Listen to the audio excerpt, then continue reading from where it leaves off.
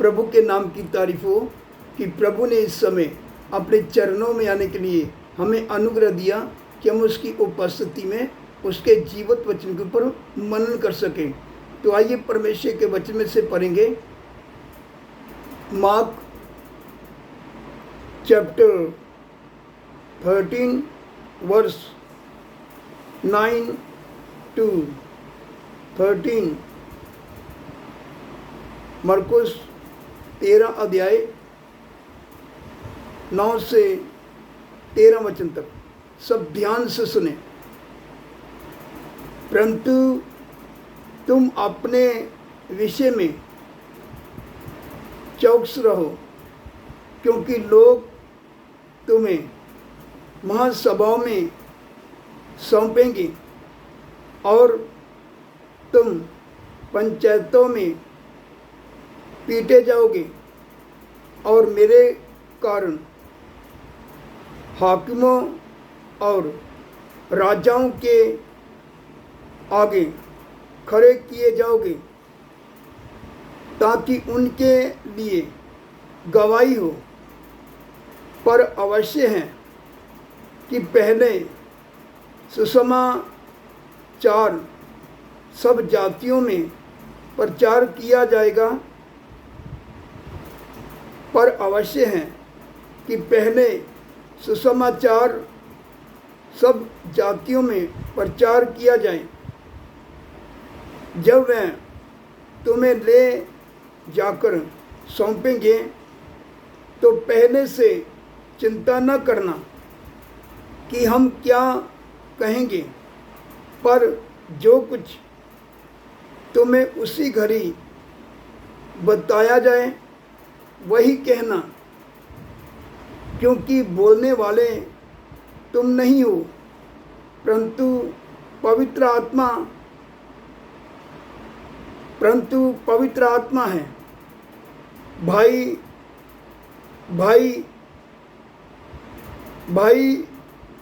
को भाई और पिता को पुत्र घात के लिए सौंपेंगे, और बच्चे माता पिता के विरुद्ध में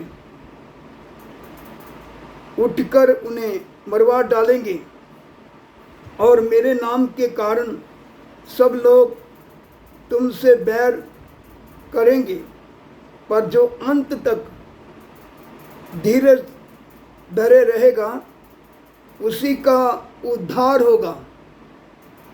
इधर जो हमने परमेश्वर का वचन पढ़ा है तो आप सबने सुना है। परमेश्वर का वचन बताता है, परंतु तुम अपने विषय में चौकस रहो। हमें सुचेत और आत्मा में जाग के रहना है। तो ये कैसे होगा? जब हम परमेश्वर की उपस्थिति में प्रार्थना के साथ ठहरे रहेंगे तो हम आत्मा में जागते रहेंगे, अपने विषय में चौकस रहेंगे। जब समय आएगा, जैसे परमेश्वर का वचन बताता है, लोग हमारे विरुद्ध में उठकर खड़े होंगे, हमें पंचायतों में, चाहे महासभा में, हाकिमों के आगे, राजाओं के आगे जब हमें खड़ा किया जाएगा, लोग मारेंगे, पीटेंगे, बहुत कुछ करेंगे, मगर उन सब के लिए गवाही हो। जो कुछ उस समय हमने बोलना है उसी घड़ी पवित्र आत्मा हमें बताएगा। हमें पहले से चिंता करने का जरूरत नहीं है। सिर्फ हमने क्या करना है? प्रभु के सन्मुख उसकी उपस्थिति में प्रार्थना के साथ बने रहना है। फिर पवित्र आत्मा समय समय में हमारी अगुवाई करेगा, हमें अपने हाथ में लेकर इस्तेमाल करेगा,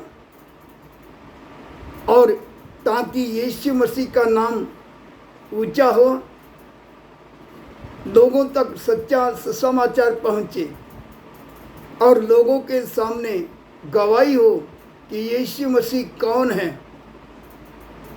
ताकि लोग जानें कि यीशु मसीह ही परमेश्वर हैं, यीशु मसीह के अलावा कोई दूसरा परमेश्वर नहीं है।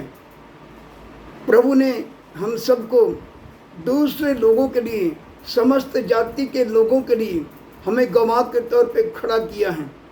इसलिए उन सब लोगों के लिए अगर गवाही होना है तो हम सबको सुचेत और जागते रहना है अपने विषय में।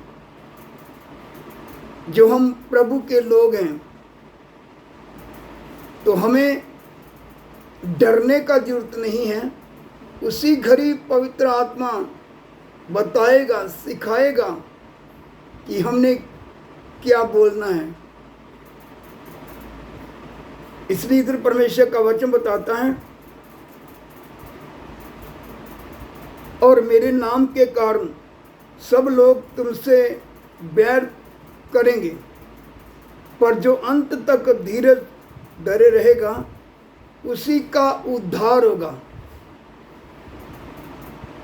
तो हमने बड़े धीरज के साथ कलेशों में, दुखों में, कष्टों में, निंदा बदनामी में, जब हमें जिधर भी खड़ा किया जाए, धीरज के साथ सहते हुए, सब कुछ सहन करते हुए, सब बातों का सामना करते हुए हमने प्रभु यीशु मसीह को प्रकट करना है। इसलिए इधर परमेश्वर का वचन बताता है, पर जो अंत तक धीरज धरे रहेगा उसी का उद्धार होगा। इन सब बातों का होना जरूरी है।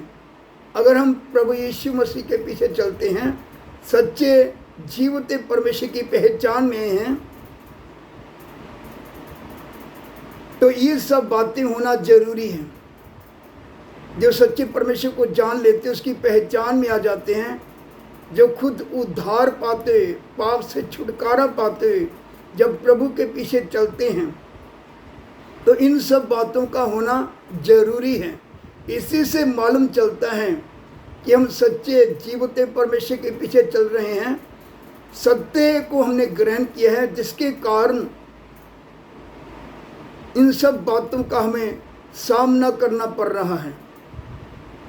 डरे नहीं, घबराए नहीं, चिंता न करें, प्रभु हमारे साथ है। जो प्रभु ने अपना पवित्र आत्मा हमारी ज़रूरत के अनुसार भेजा है, वह हमारी अगुवाई करेगा कि इस समय हमने क्या बोलना है। जो हमसे जो कुछ भी लोग पूछें तो हमने उनको क्या जवाब देना है। इसलिए इन वचनों के ऊपर मनन करें और परमेश्वर का धन्यवाद करें। प्रभु हमारे साथ है।